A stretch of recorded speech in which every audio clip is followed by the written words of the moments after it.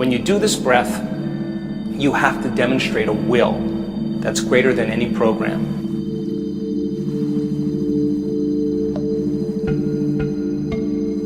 You have to find a level of intensity or a level of passion that's greater than the body as the mind or any addiction to any emotion.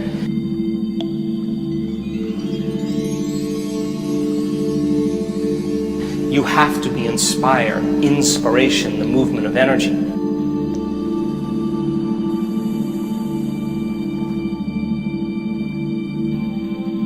It's important for you to keep practicing. Many people, they do it once or twice and they say, nothing happened, I'm going to give up. But my question is, how long have you been thinking and feeling in these loops, and what is it going to take to begin to disturb that energy so you begin to shake it loose?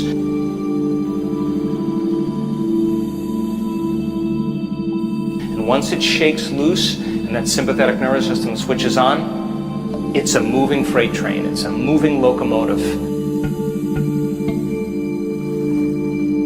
Because once this energy starts to move, and a movement of that energy, once it reaches the brain, is going to create a positive charge in the head and a negative charge at the base of the spine. And once it reaches the brain, now you're going to have an invisible electromagnetic field surrounding your body. And now your body is a magnet, and now you've liberated that energy that's been stored in there. That creative energy is now liberated for you to begin to create a new life, to heal your body, to have a mystical experience, whatever your desire is.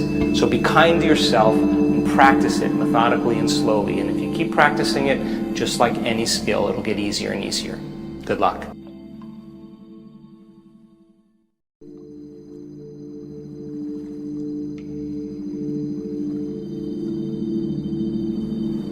So as you sit up straight and open up this channel to the brain,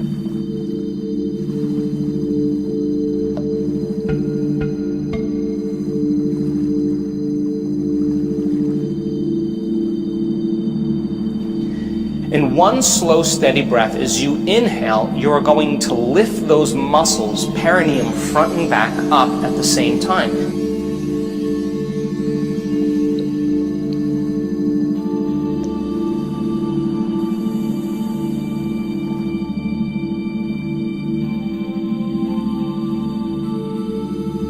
So as you inhale now, you're pulling that energy and contracting these muscles, and you're locking that first center down, and you're squeezing, and you're milking this energy out of there.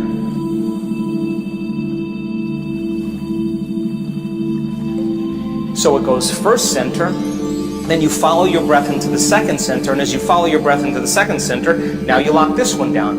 And the way you lock it down is you pull in your belly button close to your spine. You pull it in.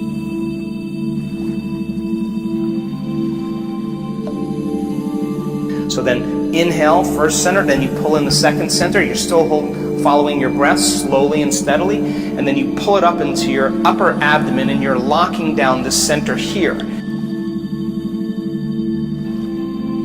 Now you're squeezing all three of these lower centers, and when you squeeze these muscles, you begin to push that cerebral spinal fluid up. You follow your breath up into your chest, shoulders down. You follow it through your throat, straighten your spine. You follow it all the way up to the top of your head.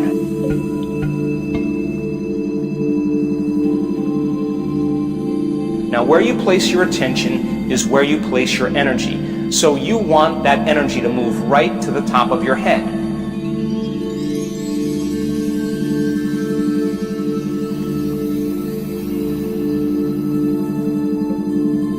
So then as you inhale, you bring that energy all the way up to the top. You keep following your breath. You lock all the way to the top. When you get to the top, now you hold your breath.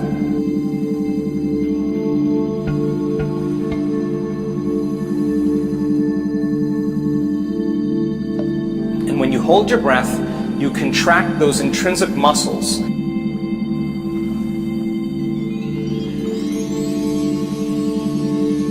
And you begin to lift those muscles up, and you begin to compress those muscles, and you begin to push that cerebral spinal fluid up into your brain.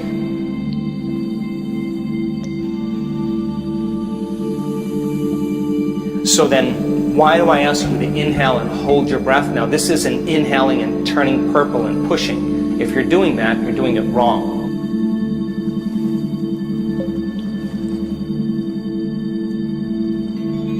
It's a slow, steady breath, and you follow that breath all the way to the top, either to the top of your head, or you put your awareness on where that pineal gland is between the back of your throat and the back of your head.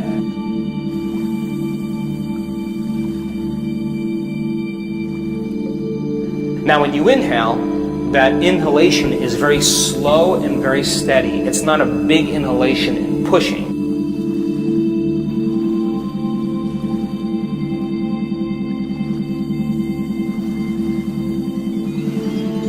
It's a slow, steady breath, and you're contracting these muscles and coordinating it. You're following your breath all the way to the top of your head, and when you get to the top of your head, I'm going to ask you to inhale a little bit more, and as you pull up, you're going to lock these muscles down even further, and you're lifting them up.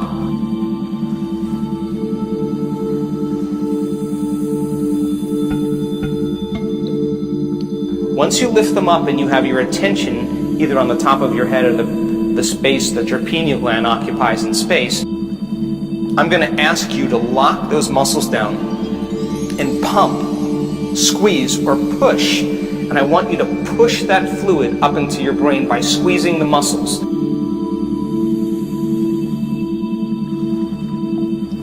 Not by holding your breath harder, but by squeezing those muscles.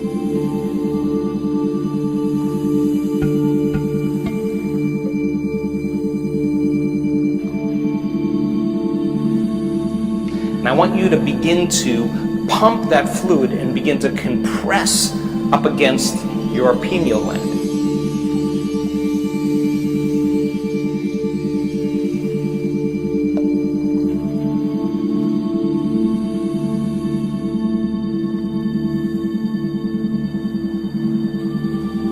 When you do this breath, you have to demonstrate a will that's greater than any program.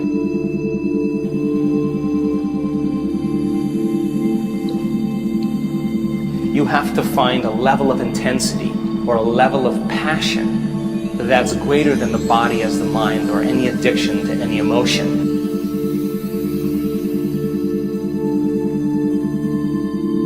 You have to be inspired, inspiration, the movement of energy.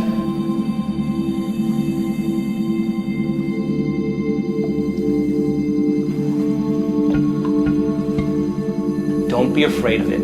Just surrender into it.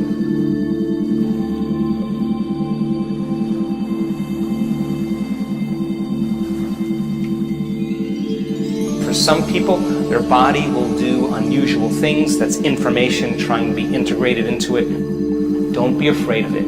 Just surrender into it.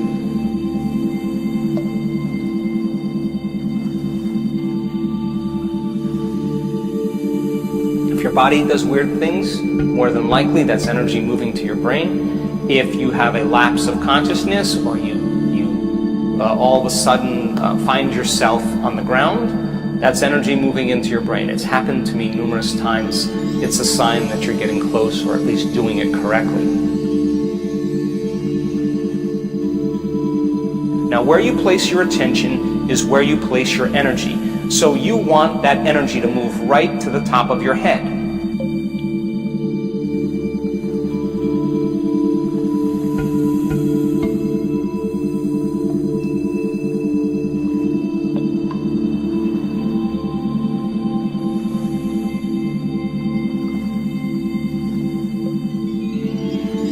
Inspiration, the movement of energy.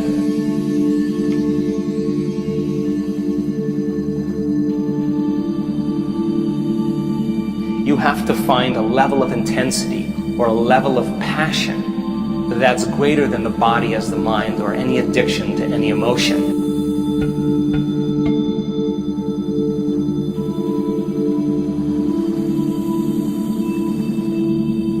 Don't be afraid of it. Just surrender into it.